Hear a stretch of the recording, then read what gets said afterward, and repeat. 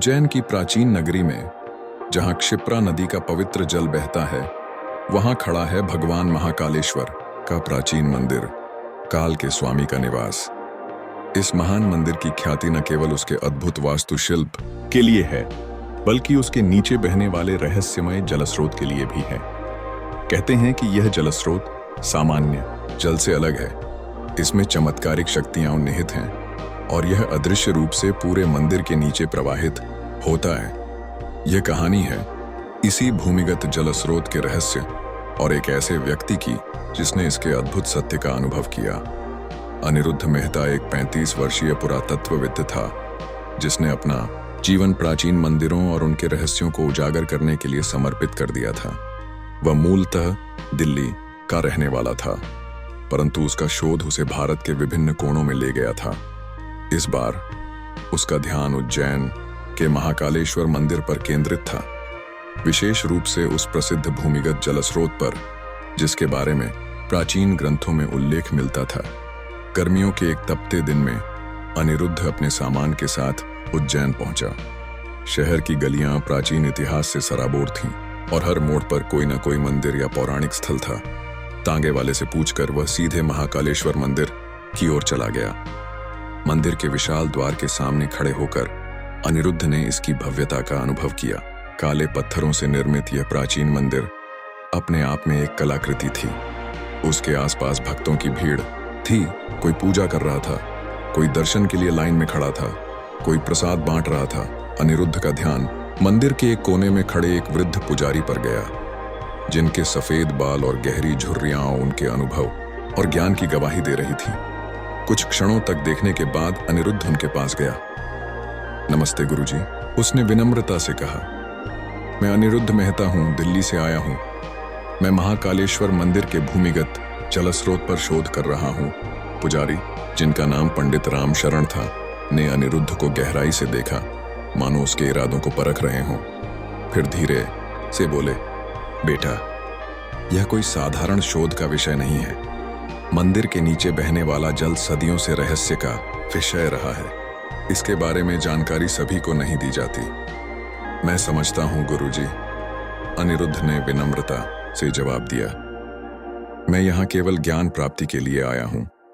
मेरा उद्देश्य इस पवित्र स्थान का अपमान करना नहीं, बल्कि इसके इतिहास और महत्व को समझना है। पंडित जी कुछ देर तक चुप रहे, फिर बोले, ठीक है, शाम को मंदिर बंद होने के बाद मुझसे मिलना, तब हम बात करेंगे। शाम हो गई थी और मंदिर के आखिरी भक्त जा चुके थे। अनिरुद्ध ने मंदिर के पिछले हिस्से में पंडित राम शरण से मुलाकात की। पुजारी अब अधिक सहज लग रहे थे। आओ मेरे साथ, उन्होंने कहा, और अनिरुद्ध को मंदिर के अंदरूनी हिस्से में ले गए, जहां आमतौर पर पर्यटकों या भक्तों को जाने की अनुमति नहीं थी। वहां एक छोटा सा दरवाजा था, जो मंदिर के मुख्य भवन से दूर पत्थरों के बीच छिपा हुआ था।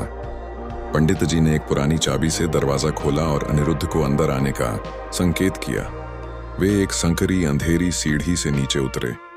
नीचे जाने पर अनिरुद्ध ने देखा कि वह एक विशाल भूमिगत कक्ष में था। कक्ष के बीच में एक छोटा सा कुंड था, जिसमें से स्वच्छ जल निकल रहा था।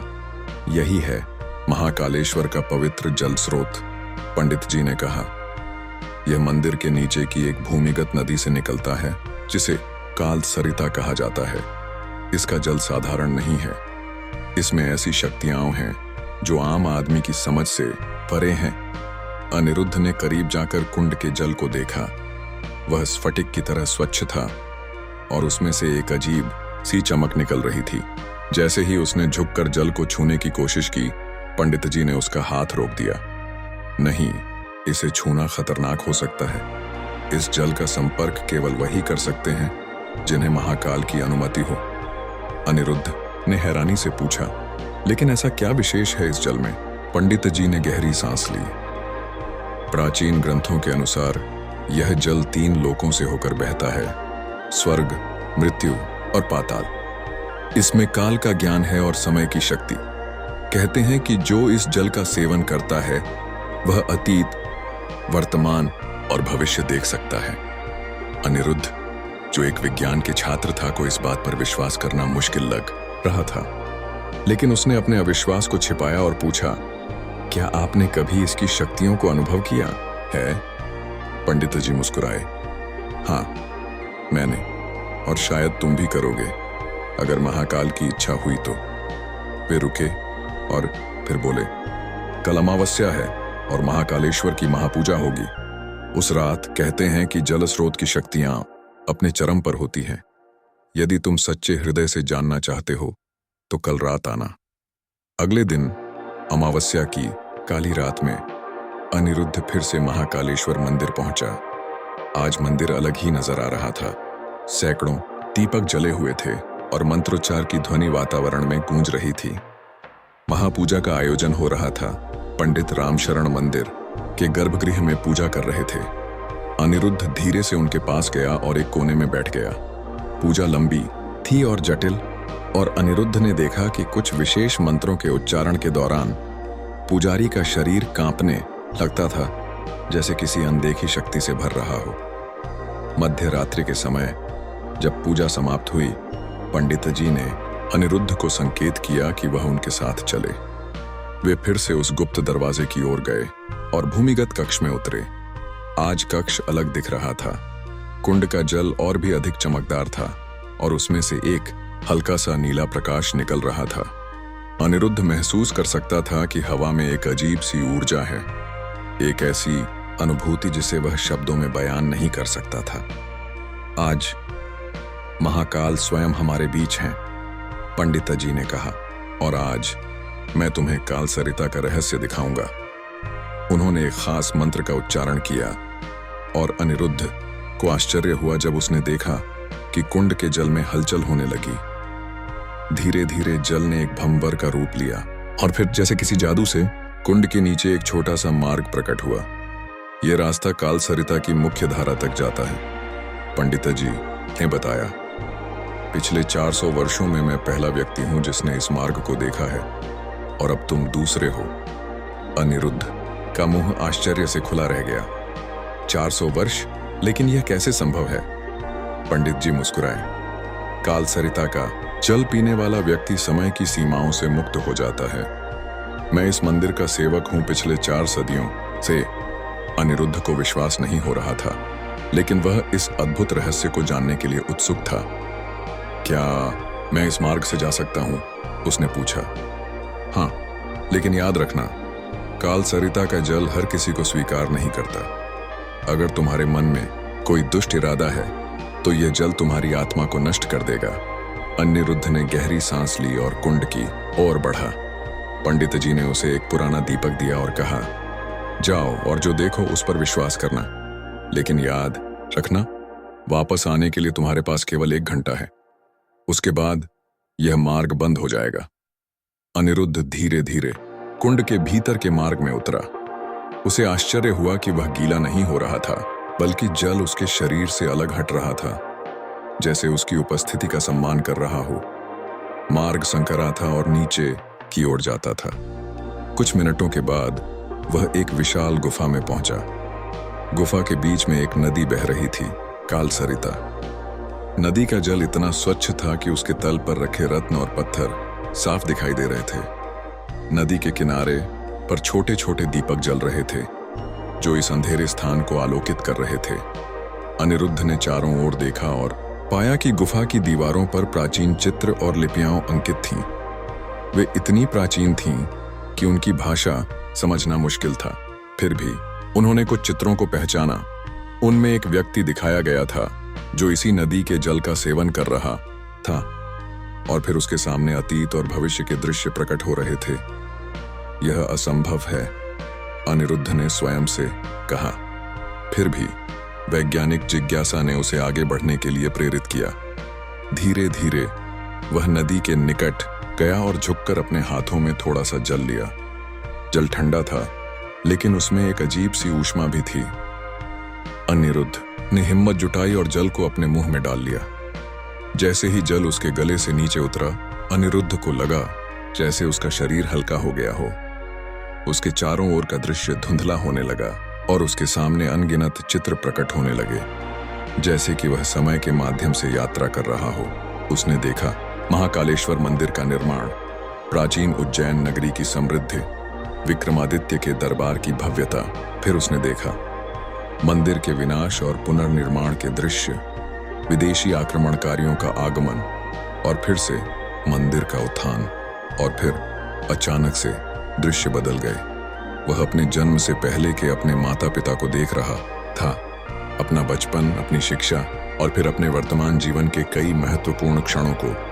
लेकिन सबसे चौंकाने वाला था जब उसने अपने भविष्य के कुछ झलक देखे, अपने विवाह का दृश्य, अपने बच्चों का जन्म और अंततः अपनी मृत्यु का क्षण। अनिरुद्ध हतप्रभ था। यह सब इतना वास्तविक लग रहा था, इतना स्पष्ट, मानो वह वास्तव में उन सभी घटनाओं का साक्षी हो। अचानक एक आवाज ने उसके विचारों को भंग किया। समय केवल एक भ्रम है पुत्र। अतीत, वर्तमान और भविष्य एक ही समय में मौजूद हैं। अनिरुद्ध चौंक गया और मुड़कर देखा। वहां कोई नहीं था, लेकिन फिर उसने महसूस किया कि आवाज पानी से आ रही थी, जैसे कि कालसरिता स्वयं उससे बात कर रही हो। तुम कौन हो? उसने पूछा।